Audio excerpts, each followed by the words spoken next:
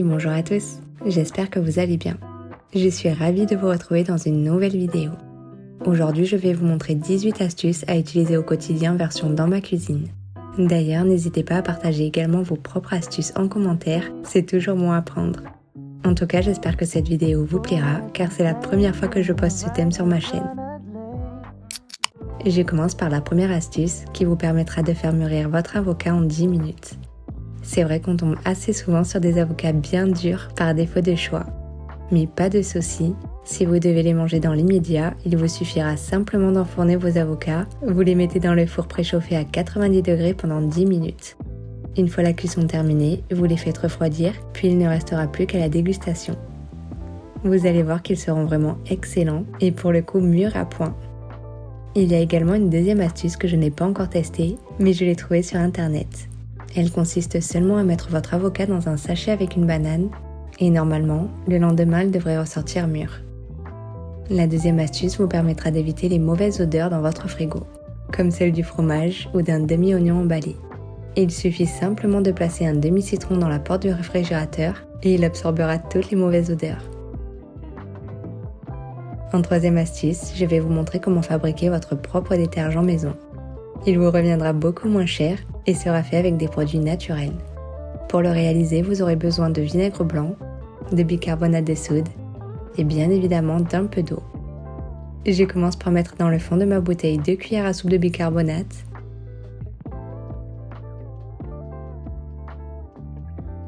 Je rajoute au fur et à mesure et petit à petit le vinaigre blanc à 1/3 de la bouteille. Faites vraiment attention car ça mousse assez vite. D'ailleurs, la bouteille de détergent est une bouteille recyclée d'un produit que j'ai précédemment acheté. Il vous restera plus qu'à compléter avec de l'eau en laissant un tout petit peu de place pour y mettre des huiles essentielles. Vous pouvez tout comme moi mettre des morceaux de peau de citron. Si vous utilisez souvent des citrons ou des agrumes, vous pouvez garder la peau et les couper en petits morceaux. Vous en mettez à l'intérieur de votre bouteille et vous allez voir que ça va imprégner toute la préparation. Vous refermez la bouteille et vous la secouez bien pour tout mélanger. Ce produit est vraiment efficace, naturel et surtout à la longue ça vous fera de sacrées économies. Sur internet, vous pouvez retrouver également des préparations de produits pour le sol, la lessive et tout plein d'autres idées. En quatrième astuce, ça sera un rangement que j'ai découvert chez Ikea. Ça sert à optimiser la place de vos placards et franchement ça ne coûte vraiment pas cher. Vous en avez pour moins de 5 € il me semble. J'utilise aussi une visseuse électrique qui m'est très utile. D'ailleurs, je vous mets tous les liens de tout ce que je vous présente dans cette vidéo en barre d'infos. Le montage est assez simple puisque vous avez simplement à visser les 4 côtés de votre plateau. Je les place dans mon placard, puis il ne me reste plus qu'à ranger ma vaisselle et mes ingrédients. Je peux vous dire que c'est un gain de place et c'est vraiment pratique. En cinquième astuce, je vais vous montrer comment bien conserver les herbes fraîches aromatiques. Vous avez 2 solutions. La première est que vous pouvez mettre votre petit bouquet dans de l'eau. Il vous suffira simplement de le placer dans un verre et je peux vous garantir que vous pouvez le conserver un bon bout de temps.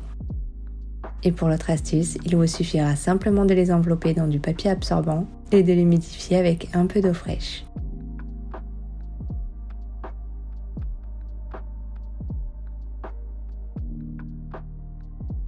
Une fois que c'est fait, vous les glissez dans un sac congélation et les placez au frigo.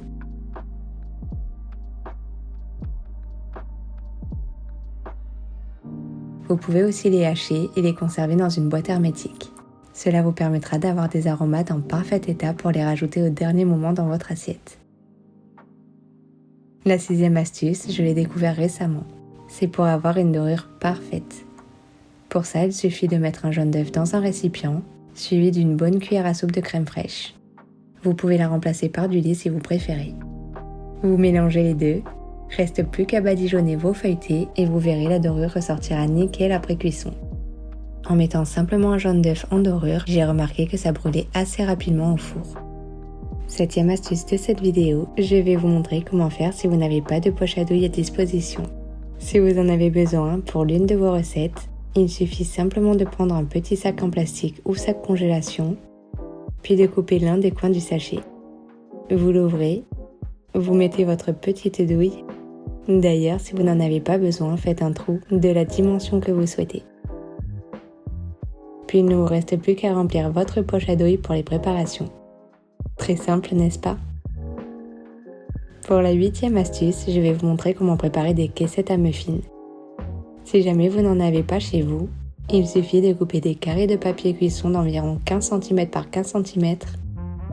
Une fois que vous avez vos carrés de papier cuisson, vous allez prendre un objet de la même taille que votre moule. Je viens positionner le carré de papier cuisson bien au centre en réalisant des petits plis pour bien le couvrir. Et à la fin, j'appuie bien sur la base pour bien former la caissette. Et voilà, votre caissette est prête.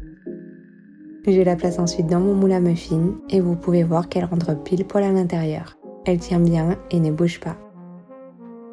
9e astuce, je vais vous montrer ces lunettes qui me permettent de ne pas pleurer lorsque j'épluche des oignons. Et oui, on paraît toujours ridicule avec ce type de lunettes, mais je peux vous garantir qu'elles m'ont aidé un bon nombre de fois. Alors si comme moi tu pleures à chaque fois que tu épluches des oignons, n'hésite pas à les acheter, ça coûte rien et ça évite d'avoir les yeux qui piquent. Pour la 10e astuce, c'est le pliage d'un sac à bas. Ça permet d'optimiser la place lorsque vous les rangez. Je l'avais déjà montré dans l'une de mes vidéos, mais je vais à nouveau vous la montrer ici. Pour ça, je vais mettre mon sac à plat.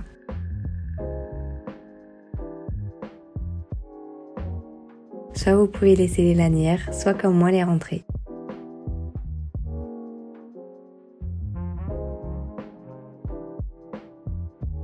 Je plie chaque côté du sac.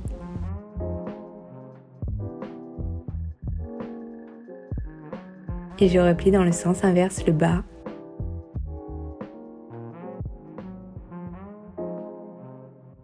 Et je rentre le haut à l'intérieur du pli du bas.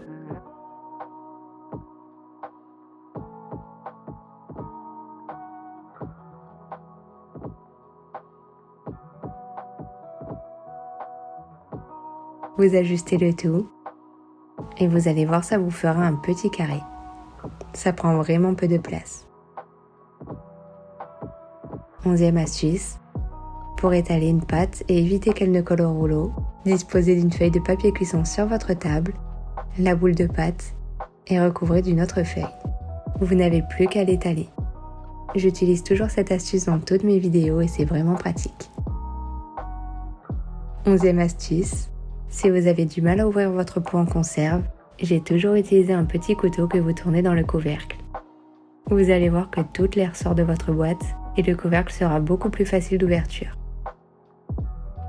2e astuce, si vous rencontrez des difficultés lorsque vous tentez de faire lever votre pâte à pain, à pizza ou à brioche, il suffit de recouvrir le saladier qui contient la pâte d'un torchon humide et de le placer près d'un radiateur ou dans un four chauffé à 30 degrés. Et je peux vous dire que ça fait des miracles. Au bout d'une heure, votre pâte aura doublé voire triplé de volume. La 13e astuce ne fait pas partie de la cuisine, mais franchement il fallait que je vous la partage car ce petit objet fait vraiment des miracles sur le linge. Il permettra d'enlever toutes les petites bouloches de chacun de vos textiles et je peux vous dire que c'est vraiment très pratique. Ça vous les remet à neuf, que ce soit des pulls, des leggings, des sweats et autres. À la fin, vous avez un petit récipient qui contient vos bouloches. Vous pourrez donc les jeter. Pour la 4e astuce, ce n'est pas vraiment une astuce, mais plutôt un achat que je n'ai absolument jamais regretté. Je ne suis pas en collaboration avec eux pour cette vidéo, mais je tenais absolument à vous en reparler, car si vous n'avez pas de four ou que vous devez cuisiner des petites quantités, cet appareil est juste magique. Il prend peu de place, consomme beaucoup moins puisque le contenant correspond parfaitement pour cuire des ingrédients, et franchement, même si vous êtes étudiant, cet appareil est vraiment génial. Vous avez deux modèles, soit le grand format, comme celui-ci, soit le plus petit. Et personnellement, je préfère le petit format car on peut y mettre des plats à tarte à l'intérieur pour la cuisson. Pour la 15e astuce, je vais vous montrer ces petits sachets que vous connaissez déjà sûrement. Ils sont réutilisables et vraiment très pratiques, que ce soit pour la conservation de vos ingrédients, mais aussi pour leur congélation. J'ai tendance toujours pour mes meal prep à découper tous mes légumes, alors je les place à l'intérieur et je les garde quelques jours dans le frigo. Vous pouvez tout aussi bien les congeler en les mettant en premier sur une plaque pour éviter qu'ils ne collent entre eux. Et ensuite les transvaser dans des petits sachets que vous placez au congélateur. En 16e astuce, je vais vous montrer comment nettoyer parfaitement vos vitres de four. Souvent, les salissures se mettent pas sur la première, mais à l'intérieur des vitres. Vous avez donc du mal à les nettoyer parfaitement. Pour ça, vous avez des petits clips en bas de votre four. Il vous suffit simplement de les ouvrir et de sortir un par un vos verres. Vous pouvez à ce moment-là les nettoyer comme il faut. Faites attention à ne pas les casser. Vous en avez souvent entre 3 ou 4 sur la porte. Je les nettoie à l'aide d'un produit vitre sur chacun des côtés. Puis je les replace dans le bon sens de la porte. Pour la toute dernière astuce, je vais plutôt vous montrer comment couper une courge facilement. C'est vrai que c'est quelque chose qui demande pas mal de temps et personnellement j'ai toujours trouvé ça compliqué à couper. Vous devez commencer par la couper en deux à côté de la pédoncule. Retirez les graines à l'aide d'une grosse cuillère.